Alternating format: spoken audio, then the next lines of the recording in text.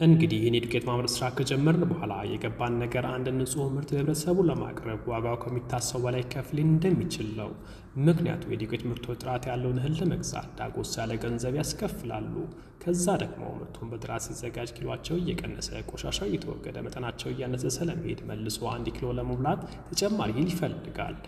ያንን ደግሞ በህጋዊ መንገድ ደረሰኝ ቆርጦ ለመሸጥ ከገቢ ግብር ጋር የተገናኘ ነገር ሲደማመር ዋጋውን ከፍ ያደርገዋል።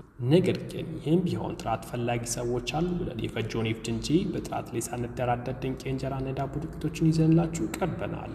በ0987 38 90 68 ጥራትን ፈልጉ ብቻ ደውሉልን። እናት ረጇ እንደምትጠነቀቀው ተጠንቅቀን ያዘጋጀናቸውን የእንጀራና የዳቦ ዱቄት ውጤቶችን የደውላችሁ ቀድማችሁ ይዘዙ።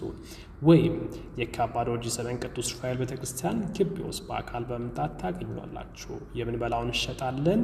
አቅማት ዱቄት ማምረቻ